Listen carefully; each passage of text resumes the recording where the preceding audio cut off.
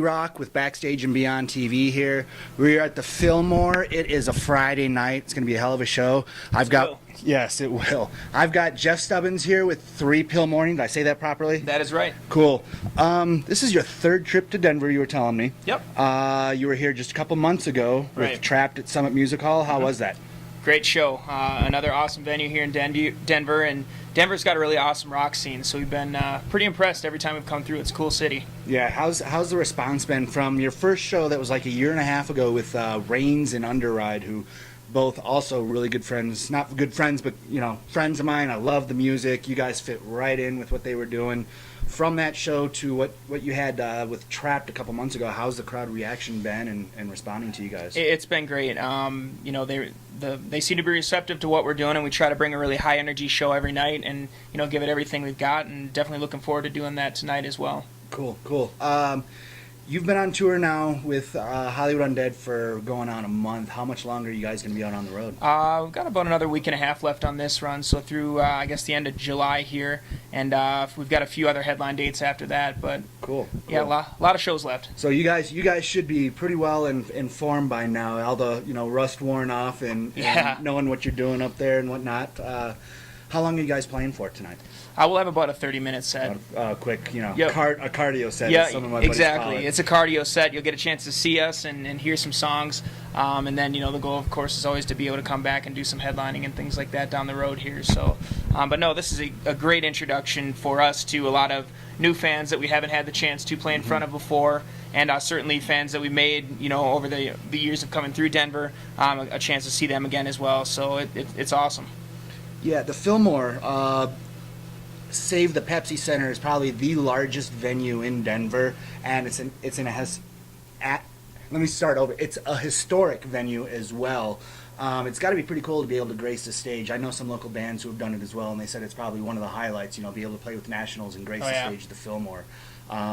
Is this tour? Has this been so far the largest arenas and venues you've been? Yeah, I mean, consistently, for an entire tour. We've done some bigger festivals and some bigger shows that had some pretty large crowds, but, night in, night out, it's a 20th anniversary House of Blues, so we've played all the House of Blues nationally, all the Fillmores nationally, so a chance to play, like you said, a lot of legendary clubs that are massive clubs and really cool history, just a lot of, the bands that we look up to that have played here many times over the years and things like that. There's nothing really to compare it to. It's been unbelievable. Cool. Now, you were telling me you dropped a new album late last summer. Yep. Why don't you tell me a little bit about that and how, if it does, differ from your first release? I don't think, well, I mean, obviously we try to progress as a band. The name of the album is Black Tie Love Affair. And, we got a chance to actually spend some time focusing on writing an album. As a touring band in the past, we would, be out on the road, try to take a couple of weeks, record 3 or 4 songs, go back out on the road, and, eventually compile an album together. In this case, we had an opportunity where we were able to sign a record deal, and, they were committed to us putting out a full-length album, very shortly after, and then hitting the road again. So we were able to focus, 3 or 4 months down in Nashville on really writing, recording an album, and getting it out. So, from that perspective, we could get a little bit more meticulous with things, spend a little bit more time writing songs and working through them. It was a really cool experience, and we're really happy with what the outcome is, and it sounds like people are as well. Cool. Now, is that different from how you normally approach writing? I know some bands strictly write on the road when they're touring. Other bands, they'll sit at home, they trade ideas, trade files. Right. In this day and age, it's just so easy. Guys spread across the country, they can just shoot files back and forth and bounce ideas. It sounds like you guys did a lot of your writing in studio. Is that a different approach for you guys? I think we had a lot of song ideas, and in the studios where we just kind of worked through fleshing them out. We would spend time actually stripping them back from, the full band jam to just acoustic guitar and just, working out little parts and things like that. So it was much more iterative than maybe we'd done in the past, where we'll collaborate as a band and then we'll go into the studio and just record it. Well, here we actually would maybe strip the songs down and, build them back up again. So from that perspective, it was different, and kind of a cool approach to go about it. I think we came up with some different parts that we might not have otherwise by stripping it back to an acoustic guitar and working through those kind of things. So it was definitely cool. Did that put any pressure on you as far as writing, or did it actually make it a little easier to be able to do something like that? A little bit of both. I think there were some times where having the acoustic guitar made it happened, and we came up with a part. But other times it was, no, we just need to get the group back together and we need to jam this song out and figure it out. Like heavy parts and stuff like that, it's kind of tough to understand how that would correlate acoustically. So you want to get in there and really, feel the energy of what you're trying to accomplish in that song. So, there's give and take for both methods, I guess, of doing it.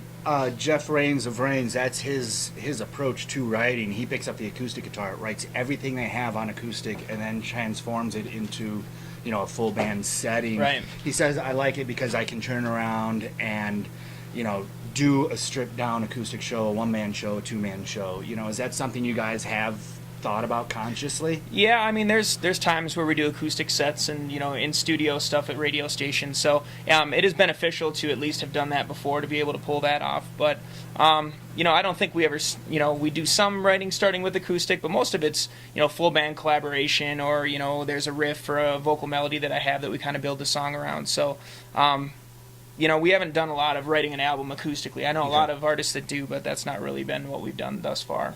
Okay. What can we expect from you guys tonight? Are we going to hear some more of the new stuff, some more of the old stuff, mixture of both? Anything new that you haven't recorded, tracked yet? No, it'll be everything off of Black Tie Love Affair. Okay. And actually, the album that you had, probably a couple of those songs that were on that album are on our new album as well. But it'll be our high energy, like you said, 30-minute set, give it everything, and our goal is to really entertain and make an impact on the people that are seeing us for the first time tonight, to hopefully get them to come say hi and things like that, and just build what we're doing every time we come through town. Do you guys typically sit at the merch booth, after your set, talk to the fans? Oh yeah, we hustle. Cool. We hustle Very hard. cool. Get it. We want to meet everybody, and if we can, and whether it's a high five on the way out or whatever, that has an impact, and that's an opportunity for us to get to know people a little better. And then that night, taking it to Twitter and Facebook and YouTube and Instagram, you name it, we're on all that stuff religiously, because we're able to create a better bond with our fans and make them friends. People that we know love the band and what we're doing and want to continue to support us, and that's what you need now. You got to have that. Yeah. Labels are nice to have, but with the social media that's so prevalent now, to be able to contact so directly with these artists and the fans, vice versa. Correct. It's a very important piece of what you're doing. How are the other bands on the tour, responding to your set, your music, and your way of touring and interacting? They hate it. No, I'm just kidding. No, it's been awesome. You never know what you're getting into on any given tour, but this tour in particular, everybody gets along awesome. We have a good time hanging out together, and we, with all the amount of touring that we've done, we already knew familiar people in each of the camps. Whether it's crew or TMs or people in the band, we knew a little bit about everybody. So it's pretty easy to get along right out the gate, and we had a lot of history. So from there is just hit the road. Makes it easy. Yeah, hit the road and do what we do. And cool. It's awesome. I mean, the show that everybody puts on, it's a pretty diverse group of bands. All Hail the Yeti is really a really heavy band, really awesome at what they do. And then Escape to Fate, they have a lot of melodic parts, but a lot of heavy parts. Hollywood Undead does what they do. So we're kind of all over the map, but it just seems to work just because everybody's just pushing that much energy, and the response has been cover to cover. Just one of the most enjoyable packages they've seen. It so seems we like love that. A very eclectic bill. Almost a weird mini summer festival EC tour, True, but with only 4 bands, because of the, how eclectic each band is from the other. So, yep.